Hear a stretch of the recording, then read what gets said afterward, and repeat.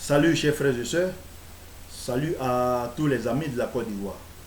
Aujourd'hui, on va parler d'un thème vraiment qui prend de l'ampleur et surtout dans le sens négatif. Vous savez, une chose, il y a son côté bon et il y a son côté mauvais. Et son côté mauvais est en train de détruire la Côte d'Ivoire. Vraiment, je prends le cas particulier de la Côte d'Ivoire, mais ça existe partout.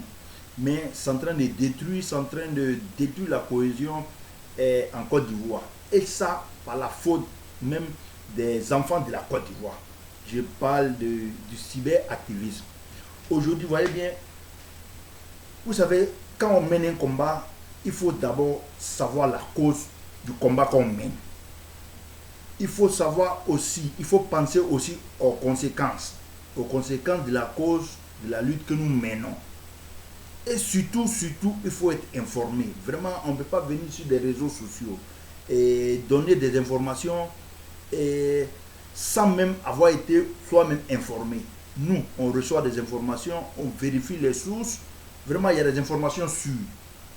Mais des gens, non seulement ils n'ont aucune source d'information, mais ils fabriquent des mensonges vraiment pour faire du mal à la mère patrie. Et nous disons que c'est déplorable. C'est déplorable quand des fils même de la Côte d'Ivoire, des filles et des fils de la Côte d'Ivoire viennent sur les réseaux sociaux, faire passer le venin, lancer des mensonges, fabriquer des scènes pour que des gens arrivent à s'affronter. Vous voyez bien, en Côte d'Ivoire, il y a eu mort d'hommes, il y a eu destruction des biens, vraiment beaucoup de pertes, beaucoup de pertes. Et ça, par la faute même des filles et des fils de la Côte d'Ivoire. Je dis que c'est déplorable. C'est difficile aujourd'hui de sanctionner des gens. Non, je crois qu'on peut sanctionner. On peut sanctionner. C'est difficile d'interdire des gens à faire des vidéos, à donner des informations. Mais quand ces informations doivent amener à des affrontements, à des mères d'hommes, à des destructions de biens, je dis qu'il faut recadrer les gens, il faut recadrer, il faut punir les gens, il faut arrêter vraiment ces gens-là. On ne vient pas sur des réseaux sociaux quand on ne sait rien. Vraiment, il faut que nous prenions le temps de nous informer, d'être responsables surtout et d'être cohérents. Parce qu'on ne peut pas venir seulement lancer des venin. Vous voyez, les derniers événements en Côte d'Ivoire, surtout la majeure partie des destructions, la majeure partie des conflits, des meurtres en Côte d'Ivoire sont basés sur du mensonge, sont basés sur des individus qui ont fabriqué des scènes, des individus qui ont animé, qui ont attisé la haine pour que simplement des individus, des Ivoiriens s'affrontent, simplement pour faire des vidéos et montrer sur les réseaux sociaux. Je dis que c'est quand même triste et c'est quand même irresponsable. On ne peut pas envoyer des gens. C'est-à-dire qu'eux-mêmes, ils ne croient même pas à la cause qu'ils défendent. Ça fait un. Et de deux, ils inventent et ils créent des mensonges pour pouvoir affronter les gens. Et quand ils s'affrontent, eux là, ils gagnent dans ça, ils font des vidéos, ils balancent, ils balancent partout, le monde entier voit et ils ont une satisfaction dans ça, tout simplement parce qu'ils ne veulent pas d'un régime, le régime de M. Ouattara. Mais est-ce qu'ils ont pensé un instant à ces plus de 3 millions d'Ivoiriens qui sont allés aux élections du 31 octobre là, pour voter M. Alassane Ouattara? Eux, d'abord, ils ont essayé de cafouer les élections et ensuite, ils ont essayé de faire affronter des gens. Ensuite, ils disent qu'ils ne reconnaissent pas. Et après, ils ont créé un comité, Conseil national de transition. Mais ce Conseil national de transition va vivre comment M. Alassane Ouattara. D'abord, il y a eu les élections en Côte d'Ivoire. C'est vrai, ça a été émaillé parce que eux, ils ont incité par leurs mensonges, par leur venin des Ivoiriens.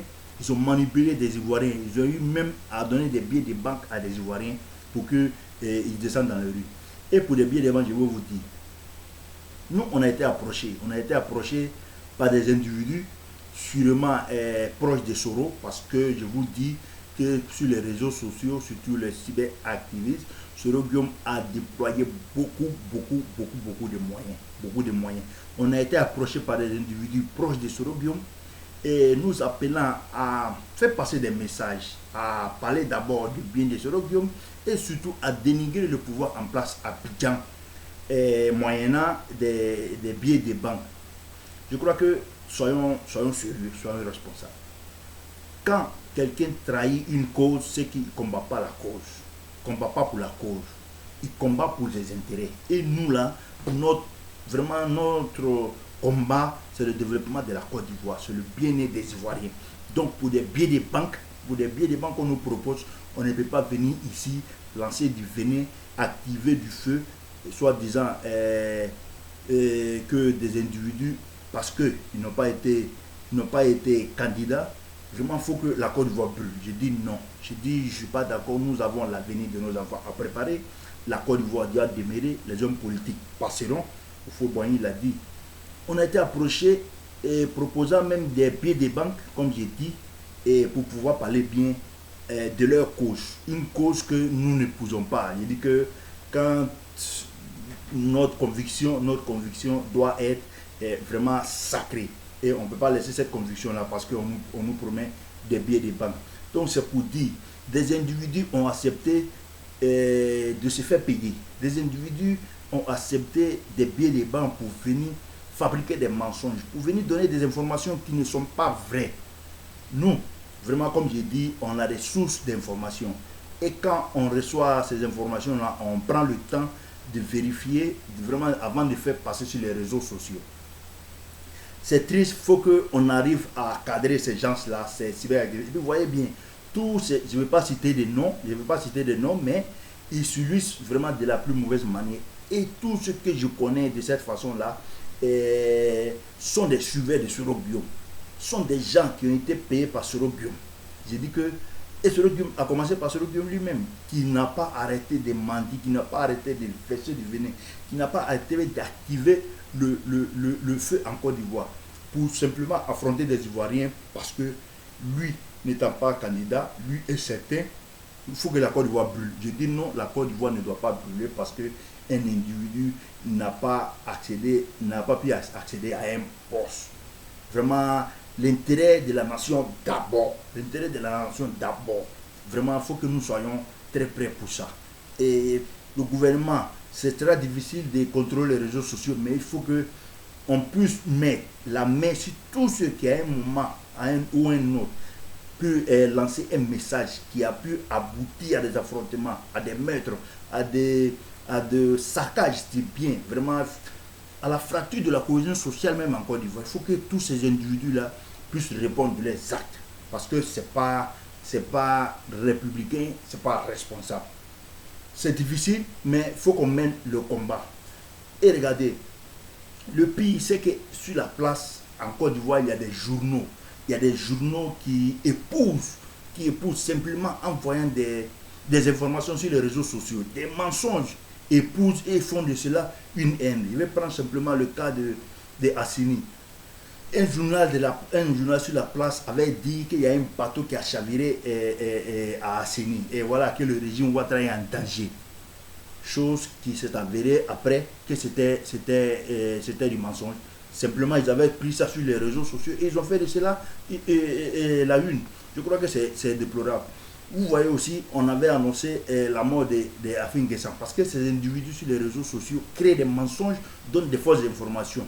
Et des journaux sur la place en Côte d'Ivoire ont tout naturellement ou vraiment irresponsablement, parce que c'est irresponsable. Un journal, c'est quand même une source d'information. Et quand c'est les journaux là même là, qui désinforment la population, qui prennent des bouts de phrases sur des réseaux sociaux pour faire leur une, je dis que soyons professionnels. Eux là, ils doivent être professionnels. Ils sont pour beaucoup. Et l'État doit prendre des mesures. Tout journaliste, on dit on ne met pas un journaliste en prison, mais quand un journaliste fait des dérives, qui lance un message et ça aboutit à des guerres, à la fraction, à des meurtres d'hommes, cet individu-là doit être sanctionné, même si possible, radié de la fonction de journaliste, parce que c'est pas digne et c'est pas responsable. On nous avait parlé de la mort d'Afin Guessan. Simplement, ils ont pris sur les réseaux sociaux. J'ai dit que soyons responsables. Des individus peuvent venir dire n'importe quoi. Maintenant, il faut qu'on arrive à centrer ça, à cadrer. Et cela ne peut pas être relayé par les journaux de la place. Vraiment, c'est inacceptable et vraiment, c'est triste, c'est triste des journaux. Maintenant, on parle de l'impunité. Soyons sérieux. Le président Ouattara a été élu. Il y a eu des élections, quoique il y a eu quelques difficultés, mais il y a eu des élections en Côte d'Ivoire. Et M. Ouattara a été élu, confirmé par les institutions de la Côte d'Ivoire. Henri Konan Bédié, qui, avec un certain nombre de groupes, avait créé les soi-disant Conseil national de transition. Mais si, quel fondement? D'abord, ce n'est pas légal, ce n'est pas légitime, et puis ce n'est pas suivi. M. Ouattara, aujourd'hui, qui a le pouvoir légal, légitime, qui a l'armée, en tout cas, il y a la population avec lui et qui gère les affaires d'État. Mais voyez bien, quand on met un comité en place, et ce monsieur Alassane Ouattara, décide vraiment de discuter avec l'opposition, surtout avec Henri Konan Bédié, qui l'appelle affectueusement son aîné. Et Henri Konan Bédié a le courage de venir faire des chantages. Henri Konan Bédié demande la libération de tous les prisonniers politiques et militaires. Prisonniers politiques et militaires. J'ai dit que nous sommes où là? Nous sommes où? La Côte d'Ivoire est gérée. On ne peut pas libérer des gens parce qu'on veut faire du chantage, on veut faire des menaces, on veut lancer des menaces au pouvoir. M. Alassane Ouattara ne peut pas accepter, même s'il accepte, nous, Ivoiriens, il va nous trouver sur notre chemin. Je dis aujourd'hui, tous ceux qui ont été appliqués dans ces manifestations, soit en lançant un message vraiment à quelqu'un de nouveau que ce soit, les responsables et les commanditaires doivent répondre de leurs actes et purger les peines s'ils sont jugés, s'ils sont condamnés, purger les peines jusqu'à la dernière seconde. Jusqu'à la dernière seconde, nous n'allons pas accepter aujourd'hui qu'on libère des gens pour une soi-disant réconciliation ou une soi-disant décrispation. Nous avons vu, Simone Gbagbo a été libéré, Afim Guessa même qui était en prison, qui a été libéré. Près de 800 personnes, soi-disant prisonniers politiques, ont été libérés. Est-ce qu'aujourd'hui, là, on est sûr que ces gens-là ont reconnu leur tort? Ils ont participé à la réconciliation? Ou bien ce TAC-là a participé à la réconciliation? J'ai dit non. Madame Simone Gbagbo même, quand elle est sortie, les premières paroles qu'elle a dites là, c'était d'aller contre le régime. Il a dit que le régime Ouattara est plus que dictatorial. J'ai dit que c'est grave. C'est grave quand on n'a pas appris de ces erreurs. Ces gens-là, ils ne peuvent pas nous dire qu'il n'y a rien eu en Côte d'Ivoire. La réconciliation, c'est deux camps. Lui qui a gagné et lui qui a perdu. Celui qui a gagné, il fait sortir, il libère des gens qu'il a pris pour la soi-disant réconciliation. Et ces gens qui ont été graciés, qui ont été pardonnés, qui ont été libérés, en retour, ne font rien pour aller dans le sens de la réconciliation. Mais dès que réconciliation, on parle. On n'est pas obligé de se réconcilier, mais on est obligé de vivre ensemble. Donc quand on vit ensemble, il faut qu'on se respecte.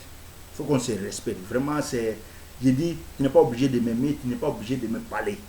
Mais moi, il faut que tu me respectes. Quand on vit ensemble, on doit se respecter. Henri Konan Bédié demande simplement la libération pure et simple de tous les prisonniers politiques et militaires. Le retour de tous les exiliés. Ils ont des conditions et la dissolution de la conseil, comment on dit ça, de la CEI, l'aménagement du conseil constitutionnel. Vous pensez qu'aujourd'hui là c'est possible? Ça c'est un chantage. J'ai dit que nous ne sommes pas prêts à accepter ça. Si M. Ouattara accepte, il nous trouvera sur son chemin. Vraiment, les Ivoiriens disent il faut que l'impunité là ça s'arrête. Ça s'arrête une bonne fois pour toutes. Et ça c'est l'occasion. M. Ouattara, il a le pouvoir légitime, il a le pouvoir légal et il a le pouvoir institutionnel. Ce gars, il est là, mais aujourd'hui, on ne peut pas lui faire un chantage. Il dit que Bédié, il faut qu'il parte de voir ses copies. C'est lui avec son clan là qui sont dans l'illégalité et dans l'illégitimité. C'est eux qui sont en train de faire un coup d'État et ils trouveront le peuple ivoirien devant eux. Le peuple ivoirien leur fera barrage. On va revenir sur un fait qui était pour moi un fait divers. Des individus partout sur les réseaux sociaux en Côte d'Ivoire disaient que le président Ouattara, après son élection, n'a pas été félicité. Donc son pouvoir n'est pas légitime. Tout logiquement, quand aujourd'hui là, il est félicité par tout le monde entier, donc son pouvoir devait être légitime. Non, mais ces mêmes gens, ces mêmes individus s'attaquent aujourd'hui à tous ceux qui sont en train de féliciter M. Ouattara. Mais on veut quoi là même là? Vous voulez quoi? Vous voulez quoi? C'est-à-dire qu'ils ont dit à un certain moment, tout Babo ou rien. Mais je crois qu'aujourd'hui, ils sont en train de dire tout sauf Ouattara. Mais j'oublie qu'il y a plus de 3 millions d'Ivoiriens et ceux qui ont voté pour Alassane Ouattara. Sans compter ceux qui ont été empêchés de voter. Qui ont voté M. Ouattara. Mais vous les mettez où? Vous les mettez où? Donc aujourd'hui, des félicitations. Tout le monde entier, tous les grands et même les petits sont en train de féliciter M. Alassane Ouattara. Le pouvoir est légitime et légal. Il est en train de prendre des décisions à Abidjan. Il gouverne à Abidjan et il a la population avec lui. Il a la loi avec lui. Je dis que soyons intelligents et pensons à autre chose. Pensons à autre chose parce que ça c'est fini. Lui il a dit, ceux qui pensent à une transition, qui continuent de rêver. Cette transition-là n'aura pas lieu, ne peut pas avoir lieu parce que d'abord, c'est pas légal, c'est pas légitime, la population ne suit pas. M. Ouattara a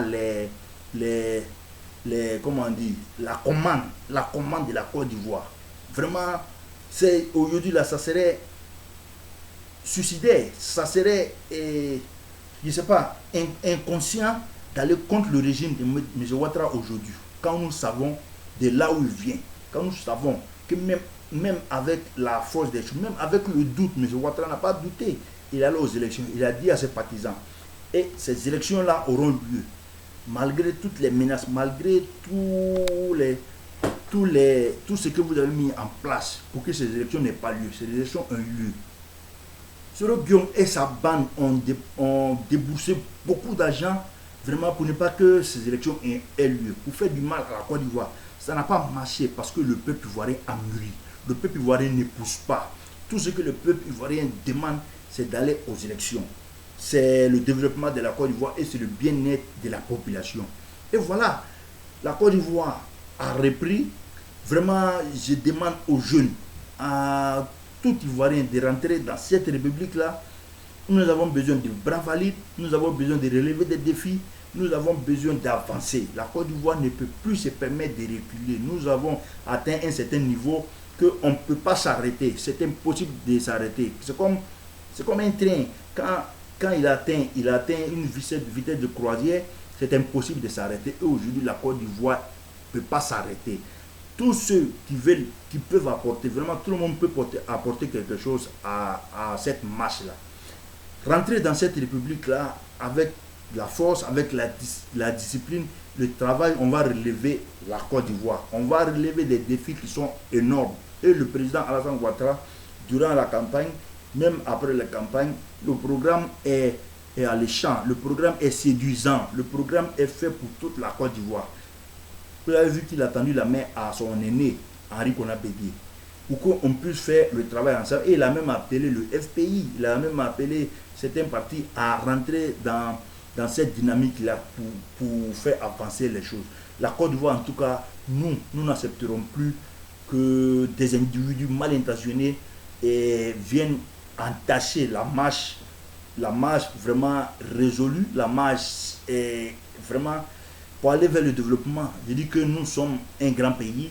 La Côte d'Ivoire a des bras valides, la Côte d'Ivoire a des intellectuels, la Côte d'Ivoire a des filles et des fils qui peuvent relever les défis. Vraiment, soyons intelligents, allons vers dans ce chemin-là, épousons cette idée-là. On n'est pas obligé d'être d'accord avec M. Ouattara, mais soyons d'accord pour développer la Côte d'Ivoire. Soyons d'accord que la Côte d'Ivoire avance. On ne peut pas brûler la Côte d'Ivoire parce que des individus sont fâchés, parce que des individus sont arrêtés. Aujourd'hui, là, ce débat est dépassé, c'est dépassé. Nous, venez, on va avancer. Ouattara l'a dit, mais nous n'accepterons pas des chantages. Même si Ouattara accepte des chantages là, ils trouveront des jeunes Ivoiriens, il trouvera des jeunes Ivoiriens devant lui qui lui diront non, que des gens ont commis des atrocités et c'est impossible, c'est pas possible que ces gens-là soient pardonnés, soient libérés, que tout ça, vraiment l'impunité en Côte d'Ivoire finisse. Vraiment, il faut que nous soyons déterminés pour finir définitivement avec l'impunité. Peuple ivoirien, réunissons-nous et allons-y main dans la main pour relever les défis, vraiment dans la discipline et le travail. Que Dieu bénisse la Côte d'Ivoire.